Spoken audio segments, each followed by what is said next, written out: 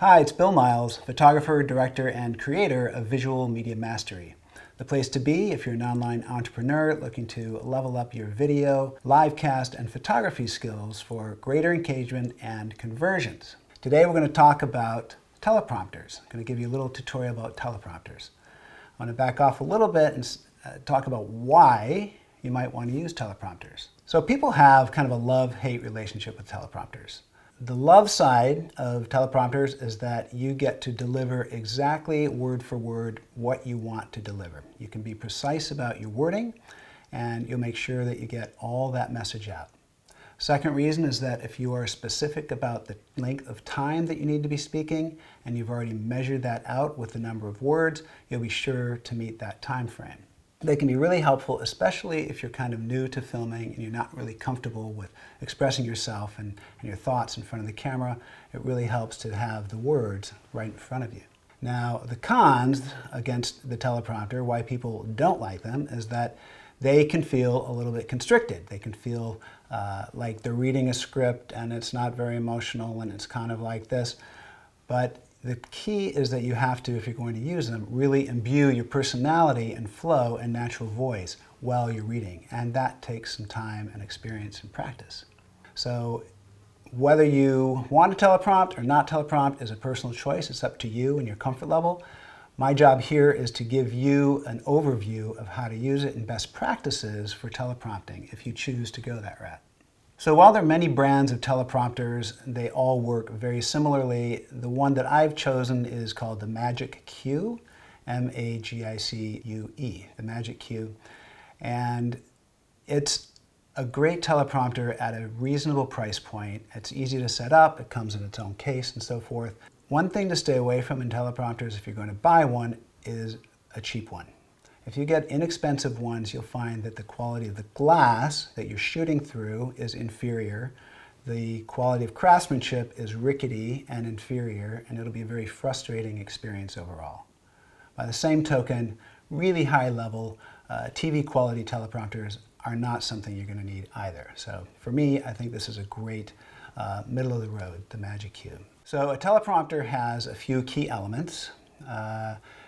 The modern ones are designed to work with iPads, and you'll see that there's a tray right here for the iPad that sits in here, and it can rotate for vertical or horizontal alignment. There's the semi-reflective glass right here that allows the camera to shoot through while also reflecting the teleprompter content back into your face so that you can read it.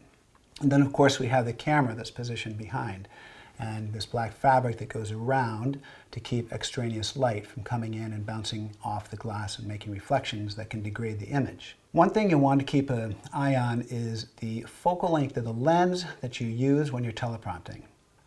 One problem that some people have, and it will be different with everybody, but you don't want the viewer to be aware that you're on the teleprompter. You don't want them to see that you're reading words across a page, right? And so the farther away that you can be from the teleprompter, the more minimal your eye movements will be to the viewer. It'll be harder to discern that your eyes are actually reading across. So because of that, you want kind of a longer lens on your camera that allows you to be a little more distant from the camera, and that'll make reading still easy for you, but the viewer won't be very aware that you're reading. This is also one reason that an iPhone is not a good device to use for teleprompting. Because it has a wide-angle lens, it's hard to avoid picking up extra material of the teleprompter, and it's hard to get far enough away and still be in the frame properly so that you can read without it being obvious. A wide-angle lens means I have to be much closer, and then it's quite obvious when you're reading. So this is one area that a true DSLR or video camera will make a big difference for you. Note also that there are different software applications available for teleprompting. If you just search the apps in an app store or Google Play, you're going to find many, many different ones. The one I like to use is called Teleprompt Plus. Teleprompter is yet another one, but I like this Teleprompt Plus.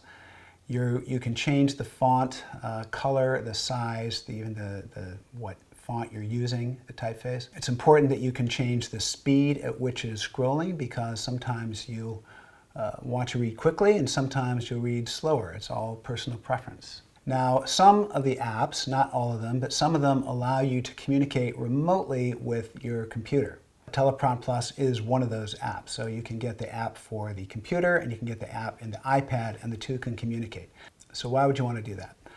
To answer that question, I'm going to back up and say, when you're teleprompting, it's really helpful to have somebody else with you who can kind of monitor the camera and the tech while you're doing the reading. But if you have your computer communicating to the iPad or whatever tablet you use, that person can also be controlling the speed of the scroll from the computer.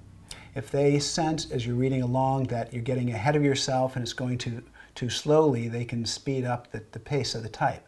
And conversely, if it's going too fast and you're starting to speak too fast to try and keep up with it all, they can slow that down so that you can catch back up with the words. And another aspect of a remote device is that some apps allow you to also have your phone and control speed with your phone. So you can be sitting here, and if it's reading too slowly and the words are coming too slow, you can simply use your phone and speed up the pace of the scroll again so that it gets back up to a normal rate. Or if it's going too fast and the words are coming too fast, you can slow it back down. Another thing to be aware of in your setup is ambient light coming in and reflecting off the glass. So you'll see in this particular set, we have some direct sunlight that is hitting the floor and wanted to bounce back up into that glass that I'm reading from. So we put some black fabric down here to kill that reflection. Likewise, if you had some extraneous sunlight actually hitting the glass somehow, you would want to block that off, because any light that's coming up and either hitting that glass or reflecting off it will degrade the image and also make it harder for you to read. Now, here are a couple of tips after lots of experience with a teleprompter that I can tell you will make a big difference. In the case of the software I use, the Teleprompter Plus, it's pulling the document from a Google Doc. It can just download it. Other apps will have other ways of accessing your content. But either way, take your content and chunk it into small bites. So maybe it's only a sentence or 2 sentences or 3 sentences at the most. You'll find that a regular paragraph is way too much to kind of read through without breaks. So the more you can kind of break it down to 1 or 2 sentences, you'll find that that is much easier on your eyes and your delivery. You'll also find in editing that if you break it down into chunks, if you are retaking some of those chunks, you're doing additional takes because your delivery wasn't so good, it will make it easier to isolate those good chunks in the editing process. So that pretty much wraps it up. I just wanted you to know why you'd use teleprompters, why you might not use teleprompters, and how to use them. What are some of the best practices if you are going to use them to get you the best results. That's it for now. I'll see you in the next video, and until then, happy creating. Thank you for listening.